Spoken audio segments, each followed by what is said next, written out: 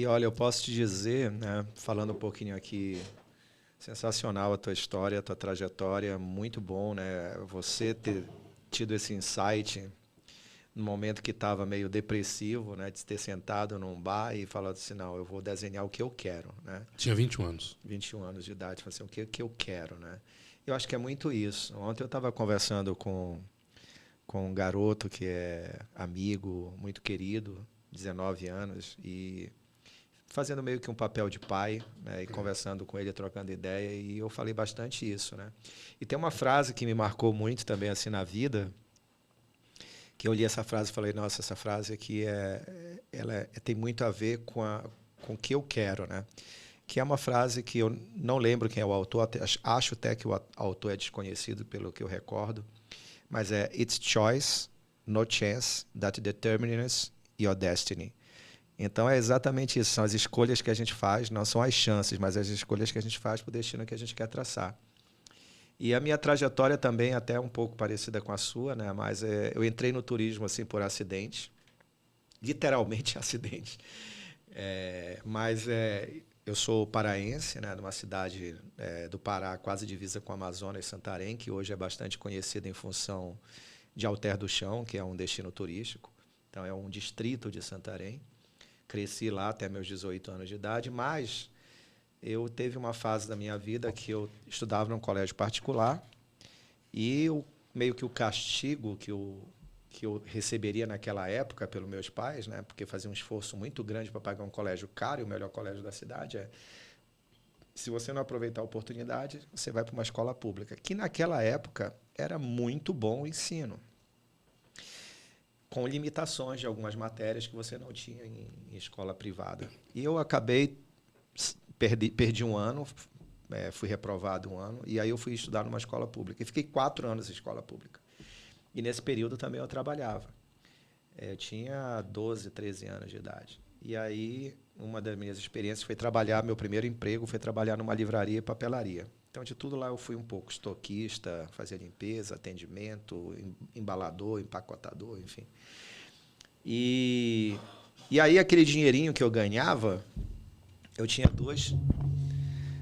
aquele dinheirinho que eu ganhava, eu tinha que fazer... Pô, o dinheiro é meu, né? O que eu vou fazer? Eu trabalhava meio período e estudava no segundo período. Então, eu trabalhava de manhã, corria em casa, almoçava, corria para a escola, saía tipo 17h30, ia fazer uma hora de basquete. E aí, com essa grana, eu sempre tive vontade de tocar violão. Eu falei, quero aprender a tocar violão. Então, com essa grana, eu vou comprar meu violão e vou fazer aula de violão, vou aprender a tocar violão. Só que, ao mesmo tempo, na minha casa, tinha aquela cobrança. Nós somos 4 irmãos, né? Não, a chance que é dado para um é dado para todos. Então, você vai voltar. Isso aqui é só um ensinamento para você, temporário, você vai voltar para o colégio particular. E o colégio é um colégio, uma congregação de padres, né, de um braço da igreja, que é o Holy Cross. Então, eles nasceram na França, tem colégio nos Estados Unidos, e no Brasil eles tinham lá em Santarém, um núcleo. Se eu não me engano, tem outro em Campinas e um aqui em São Paulo. E lá era muito forte a cultura americana, né? Tanto é que as notas do colégio eram de A a F. Então, tinha todas aquelas questões disciplinares bem rígidas. O colégio ele já tinha sido internato. Quando eu fui estudar lá, não era mais internato, mas muito rígido.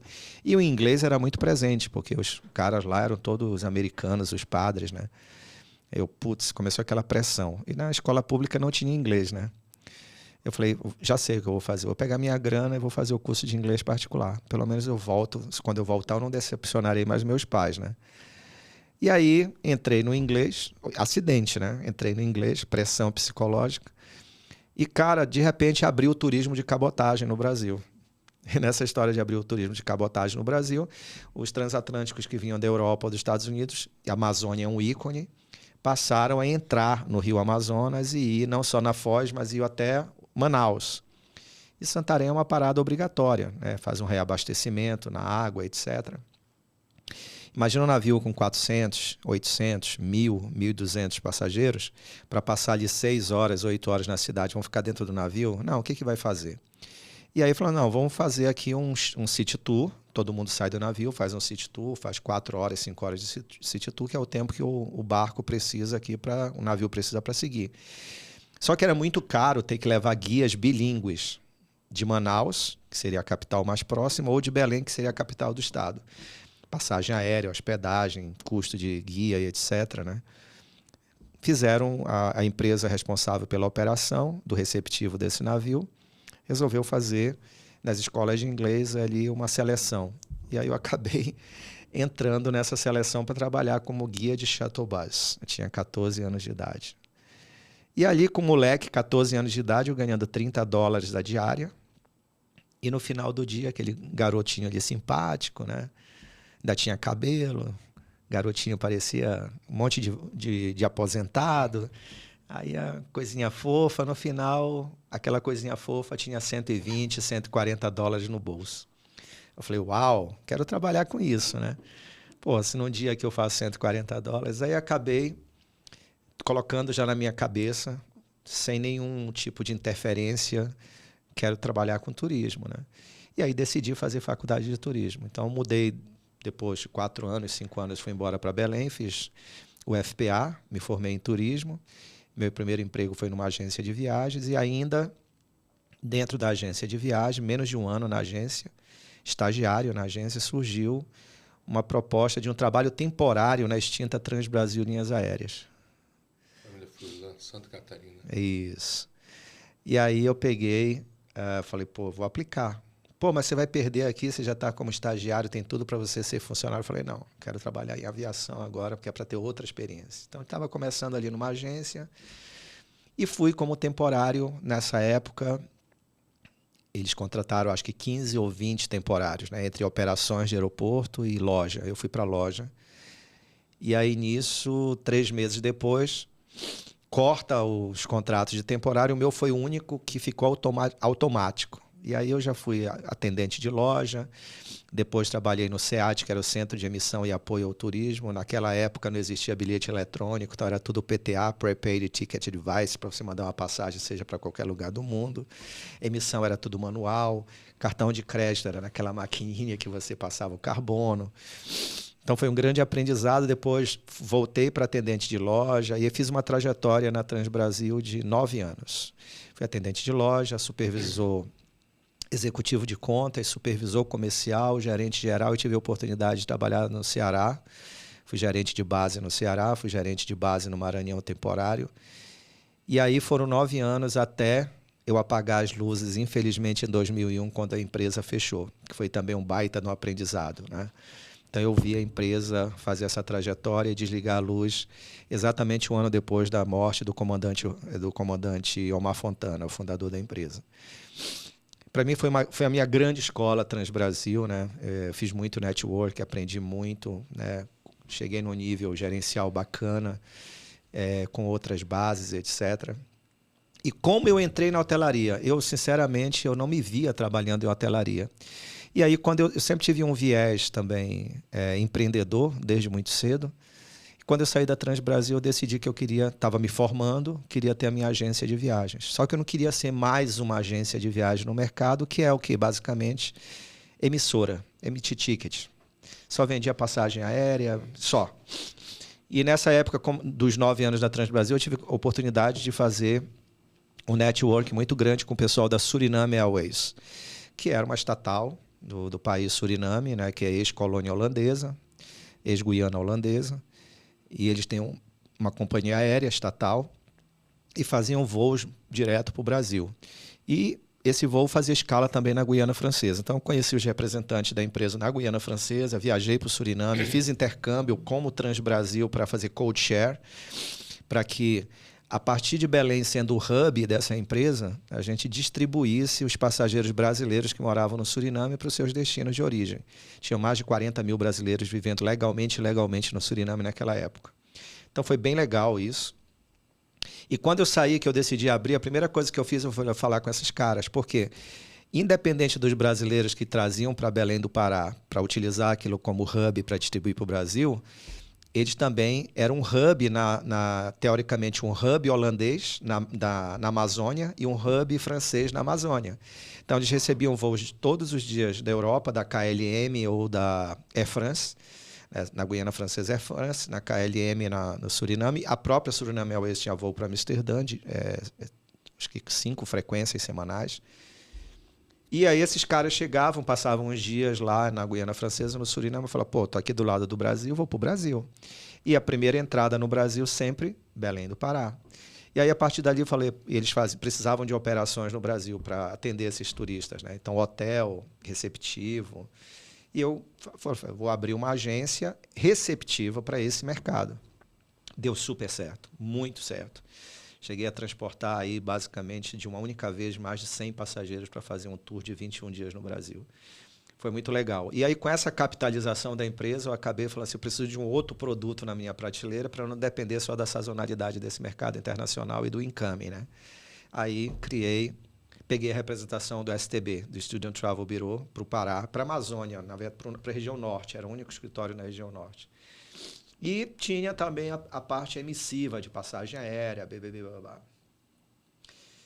E aí, com questões que envolvem... Quando você trabalha com agência de viagem, quem trabalha com agência de viagem sabe que você, na verdade, é um cheque em branco, que você trabalha com o capital da companhia aérea e você tem um famoso copete que você tem que pagar de 10 em 10 dias aquela fatura. E nessa história aí, que é uma roleta russa, eu evitei o máximo possível, mas acabou acontecendo de eu começar a fazer fornecimento, crédito de passagem para pequenos fornecedores, pequenas empresas. E essas empresas, por sua vez, prestavam muito serviço para o Estado. Quando muda governo, muda tudo. Então, foi um efeito cascata, isso foi um tombo na nossa empresa na época. Tive que parar a parte de emissão de passagens.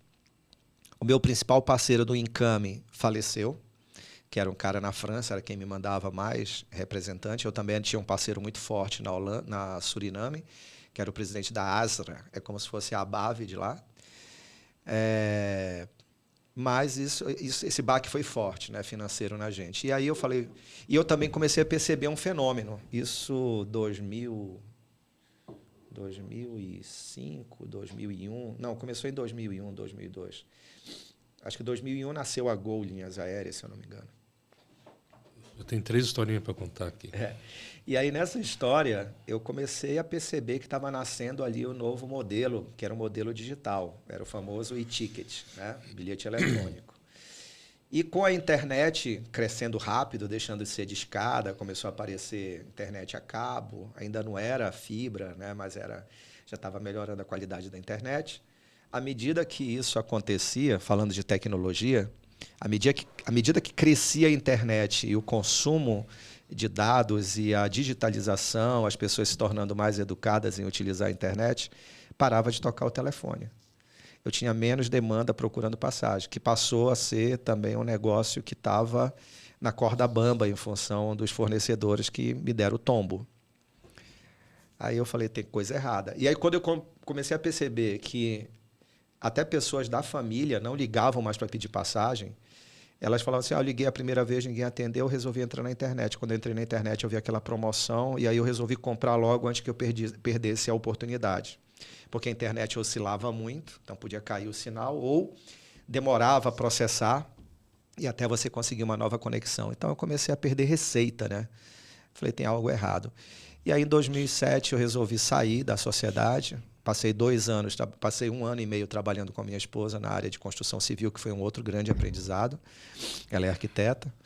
E depois eu fui trabalhar temporariamente, fiquei quase 1 ano trabalhando como gestor de uma empresa de transportes de locação de ônibus, de frete rodoviário para turismo.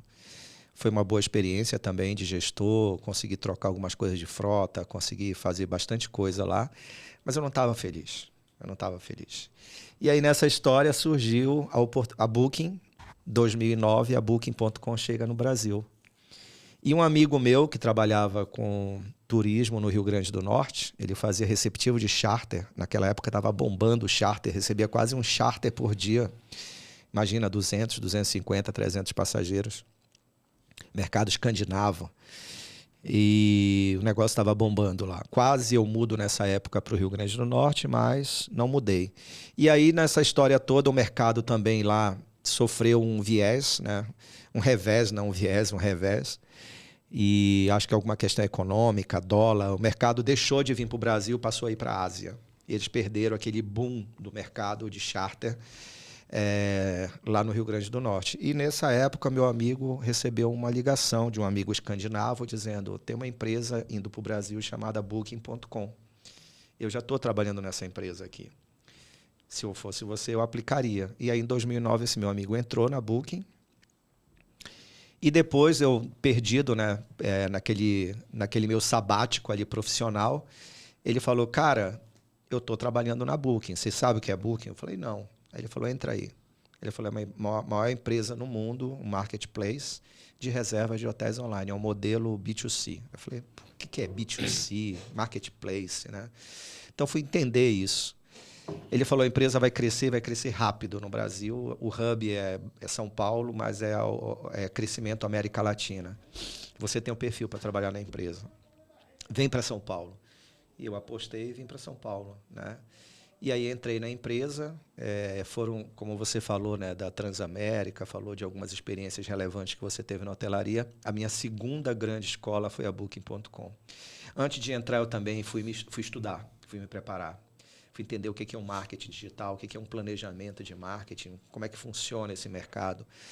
E aí, quando eu entrei na Booking, isso já estava muito mais claro para mim.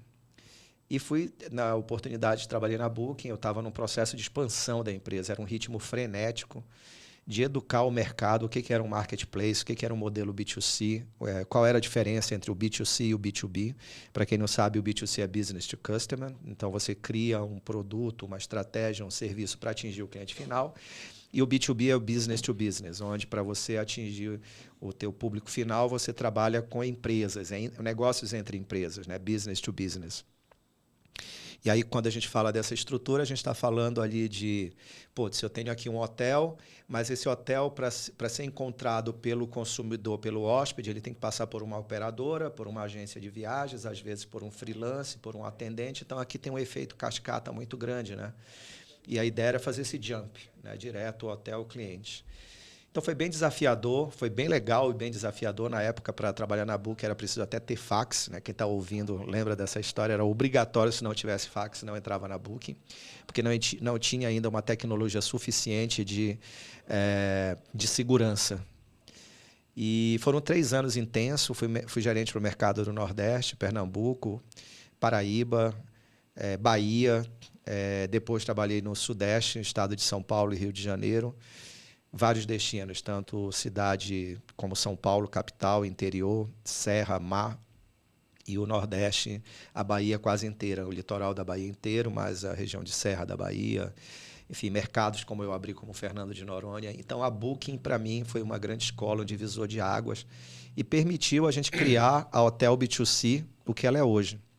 Porque nós percebemos justamente no mercado, a pauta aqui é falar sobre carreira, né? A gente percebeu que na hotelaria independente, né? Para quem não sabe, hotelaria independente é tudo aquilo que não é rede, né? Às vezes tem até redes regionais, mas é uma hotelaria independente. E a gente percebeu que na hotelaria independente, de um modo geral, faltava esse conhecimento, faltava esse profissionalismo. A gente mesmo, como OTA, né? Online Travel Agency, a Booking.com é uma OTA, a gente percebia que quando a gente chegava para visitar um hotel, a nossa meta era aquisição, era botar hotel popular à plataforma. E depois de um tempo de popular essa plataforma, a gente também fazia performance, que é justamente fazer o hotel gerar resultado. A plataforma vive de comissão, então ela tem que vender. Então eu tinha que mostrar para o hotel todos os recursos, como funcionava o algoritmo, todos os recursos da plataforma, para que o hotel performasse bem ali e vendesse, gerasse venda para gerar receita para a empresa. E era muito difícil, porque quem está me escutando que é um hoteleiro, principalmente na hotelaria independente, quando você é o gerente geral, é o dono que está com a barriga no balcão, você faz tudo. Eu conheço donos de hotel que se envolvem até em café da manhã. Então, você é o administrativo, você é o financeiro, você é o psicólogo, você é o advogado, você cuida com o fornecedor, você contas a pagar, contas a receber, manutenção, é uma infinidade de coisas que você conhece bem por todas as áreas que você trabalhou. E aí, o que acontece? Quando chegava na parte de estratégia, como eu vou vender, quais são os recursos que eu vou utilizar, como eu vou performar bem, como eu faço para estar na primeira página de resultado, como eu faço para ter mais visibilidade, como eu faço para ter mais clique e conversão, faltava abraço. Ou faltava tempo, porque o cara estava insanamente ali na operação, ou faltava abraço. Não tinha realmente alguém que entendesse em fazer aquilo. E muitas das vezes eles pegavam todo aquele pacote de recomendação e botavam numa gaveta. Passava ali, Oswaldo, 3 meses, a gente voltava lá, às vezes o hotel estava performando pior do que quando a gente tinha feito a visita 3 meses anteriores. Então, o que nós pensamos como Hotel B2C foi justamente criar uma empresa, né? Esse é o nosso propósito.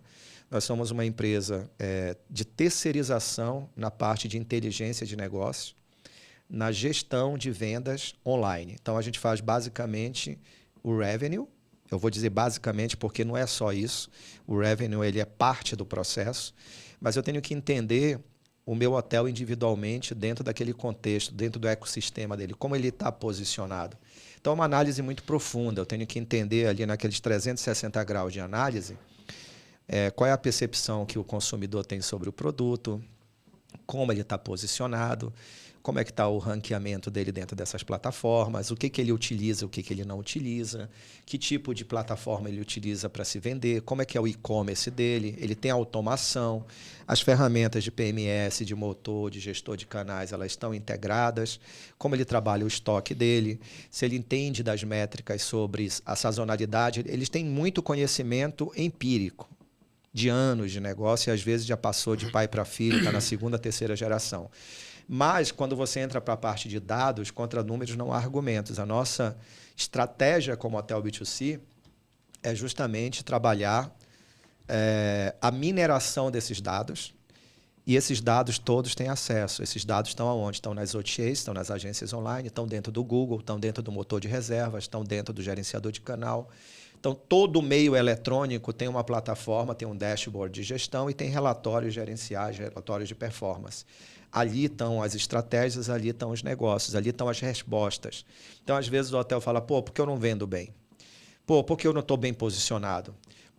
Então, tem um monte de porquês e aí ele sempre coloca a culpa no outro. Ou é a sua equipe que não tem capacidade, ou é o outro, o gramado do outro é mais verde do que o seu. E às vezes não, é só uma questão de interpretação de dados para você transformar aquilo numa estratégia mais assertiva. Então, nós somos mineradores de dados. A empresa ela é data-driven. Tudo que a Hotel B2C faz é baseado em dados. Então, não tem um emocional, tem um racional em cima dos dados que a gente analisa.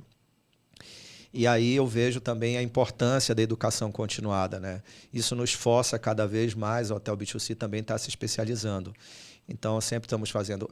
Ensinar é um ato de aprender também. Então, o convite que você nos fez com o Hotel College foi perfeito. Há sempre uma troca, a gente aprende bastante também, ouvindo até os hoteleiros. E como consultores, né? E a nossa consultoria ela é diferente, ela é uma consultoria que mete a mão na massa. Não é aquela consultoria tradicional que faz uma imersão numa propriedade, identifica vários problemas e te entrega um relatório de soluções e o hotel executa. Não. A única forma que a gente percebeu pelos anos de experiência em agências online para que isso desse certo era a gente fazendo um diagnóstico, fazendo um plano de ação, combinando com o hotel, esclarecendo para o hotel como nós vamos executar aquele plano de ação. O hotel, entendendo aquele propósito e concordando com aquele propósito, nos dá a carta branca para isso. E a Hotel B2C ir lá executar, né? O que a gente chamava na Booking de milk the cow, fazer a vaca dar o leite, né? Então, a gente vai lá fazer a performance daquilo, tudo aquilo que a gente imaginou. E parte desse processo entra o RM. E na educação continuada, né, é entender cada vez mais de marketing, é entender cada vez mais de branding, é entender cada vez mais de como você pode se envolver, não se envolver, mas entender da parte do custo do hotel, porque isso tem um impacto muito grande na estratégia que a gente adota. Então, para isso, você tem que ter um controle muito, muito assertivo para entender, tirar um pouco aquela estratégia de só estar olhando a estratégia do vizinho. Faz o exercício interno também. Quanto é o meu custo? Qual é o objetivo que eu quero alcançar? Qual é a diária média que eu quero? Qual é a taxa de ocupação que é aceitável no hotel e saudável para o hotel? Qual é o faturamento que eu preciso, considerando que o meu hotel tem uma sazonalidade? Então, são esses questionamentos também que a gente procura junto com o hotel fazer com que o hotel também evolua e se eduque, né? Procure entender essa parte que nós não somos especialistas em custo, mas ela é fundamental como parte do negócio. E também outros fatores de acompanhamento tecnológico. Mas é legal porque nessa trajetória passa um filme, né? Parece que foi assim fácil, que foi da noite para o dia, mas envolve assim muito aprendizado que é contínuo. O aprendizado é contínuo. Agora, recentemente, a gente tem buscado nesse aprendizado contínuo, Hotel B2C, ver feiras internacionais. A gente teve a oportunidade em 2019 ir para a Direct Book Summit em Miami. Essa feira é uma feira sensacional, é uma feira promovida por uma empresa inglesa. Eles fazem 3 feiras durante o ano no mundo, uma na América, que normalmente é nos Estados Unidos, uma na Europa, e sempre mudando de país, né? E a outra na Ásia. Então são 3 feiras anuais, aí depois veio a pandemia, a gente acabou não indo. Esse ano está acontecendo em Chicago, agora em setembro, mas infelizmente acho que não vamos poder ir, em função de outras agendas que a gente já se comprometeu, mas já está no nosso radar para 2024, junto com outras feiras que acontecem importantes na área de hotelaria, na Espanha e na Alemanha também, que tem uma, como você falou, né? Acho que o que está mais parecido com o Brasil, a Ásia, além da distância, mas eu acho que o que está mais parecido com o brasileiro é realmente os Estados Unidos e a Europa, né? Faz parte mais da nossa cultura essas 2 referências. Então, a gente procura também trazer, participar dessas feiras, entender onde a gente busca conhecimento, muito do que está acontecendo lá fora, de tecnologia, de avanço tecnológico, de leitura de artigos, né? Inclusive, eu até recomendo se ler artigos, buscar artigos de sites internacionais. Hoje por mais que você não fale inglês, você tem muitas facilidades tecnológicas como o Google Tradutor, vai lá, copia, cola, traduz. Hoje nem precisa copiar e colar, você simplesmente seleciona o texto, traduzir. E você consegue ali ter um entendimento do que está acontecendo lá fora para essa profissionalização.